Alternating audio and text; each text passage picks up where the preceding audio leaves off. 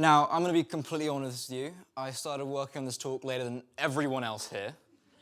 And I did so with the mistake of writing an entire talk on baseball. It was researched, edited, checked. What was my fatal flaw? Well, apparently, having to do with this one, the fact that I've never played baseball, that talk wasn't personal enough. So whilst I was reeling from this, and I was reeling, I looked about my room for something else I could write about from personal experience.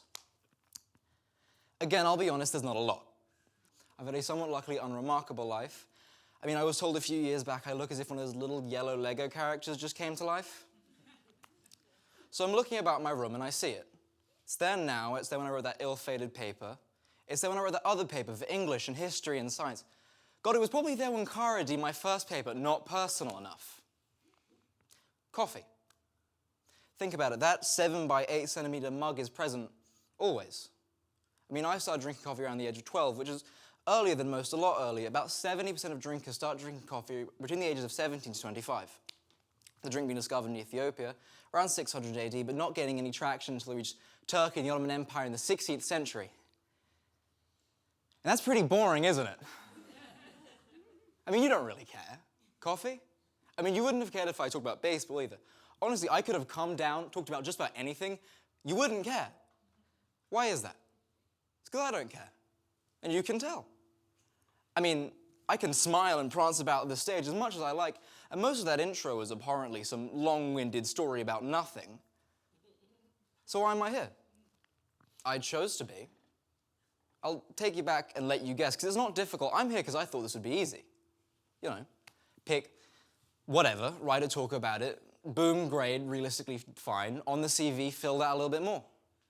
Anyone reading through it would just see the words TEDx, and that's all that really matters. I'm not pushing myself, I'm not spilling my heart and soul, so what is this? I'll tell you what it is. This is filler. I mean, we all do it. We pick these little things we don't really care about, but they nicely cement over those gaps in our lives we don't want to think about. I mean, why'd I pick coffee? I'll tell you why. It was because it was on my desk. Because it was easy. It was my own negligence. I mean, that's really what I want to talk about today. It's negligence.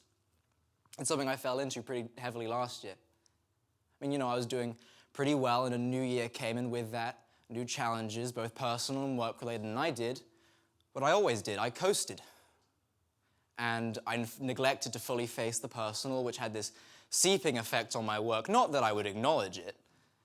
And GCSEs came and went, and the results. There's this poet, Ben Jonson, he has a quote. He says, "Success produces confidence, confidence relaxes industry, and negligence ruins the success that accuracy had once raised." My results scared me. And I'll let you in on why. It's because they're terrible.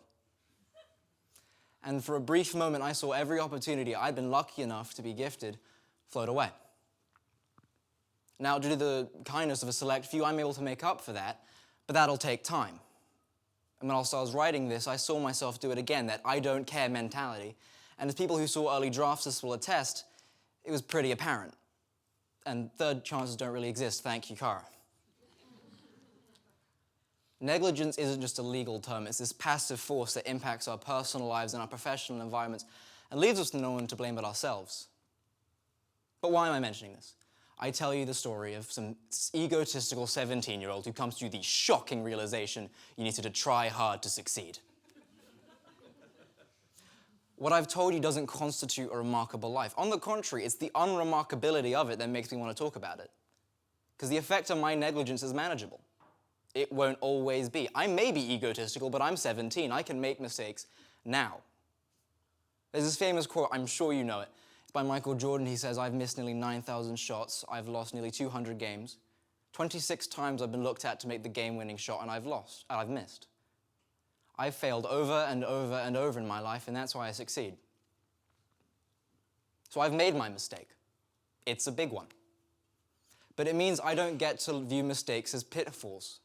It means when I fall down and my face is in the mud, I don't get to not care. It means I've got to get up and I've got to try again, because that's the only way you create positive change. Every day, you get up and you try again and again and again.